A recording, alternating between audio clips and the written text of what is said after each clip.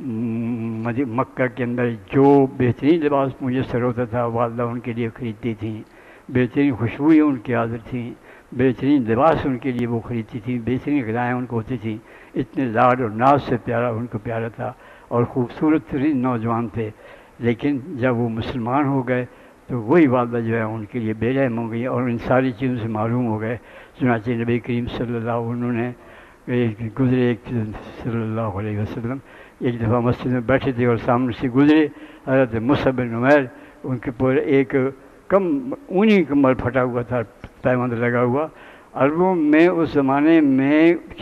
پاس کا لباس، لوئی کا لباس بڑا مشکل تھا، زیادہ لوگ نہیں پہنتے تھے چونکہ بھیڑ اور اونٹ کی اون ہوتی تھی موجود، وہ بکثرت ہوتی تھی، اس لیے گھر میں بھی لوگ وہی پہنتے تھے۔ تو وہ ان پر ایک ہی چادر کی ہوئی تھی، تو وہاں سے گزرے تو آپ کی آنکھوں میں آنسو آ گئے اور فرمایا کہ اس حد تک اس شخص کو اللہ تعالیٰ اور اس کے رسول کی محبت نے پہنچایا، ماں کی یہ جو ہے وہ بات نہیں مانی۔ اسی طرح سعد بن ابی وقاص کا یہ حالت ہے، ان کی والدہ نے جو ہے ان کا کہ میں چھت کے نیچے نہیں بیٹھوں گی، میں کھانا نہیں کھاؤں گی جب تک یہ اسلام کو چھوڑ کر شرک میں داخل نہیں ہوتی، لیکن وہ اسلام پہ قائم رہے۔ تو یہ ہے کہ اللہ تعالیٰ نے والدین کی اطاعت کا حکم دیا ہے اور بڑی تاکید کے ساتھ حکم دیا ہے، اور دنیاوی معاملات میں ان کی خدمت کی بھی جو ہے حکم دیا ہے، لیکن یہ ہے کہ اگر وہ کوئی ایسی بات مانیں کہیں جو اللہ اور رسول کے حکم کے خلاف ہو تو پھر ان کی اطاعت نہیں ہے۔ وہ عام اصول ہے کہ لا طاعۃ لخالق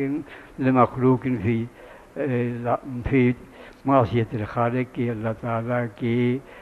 اطاعت کی اسی وقت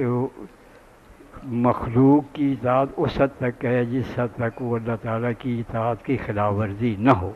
جب اس کی خلاف ورزی ہو تو کوئی اس کی کسی مخلوق کی کوئی اطاعت نہیں ہے۔ آخر دعوانا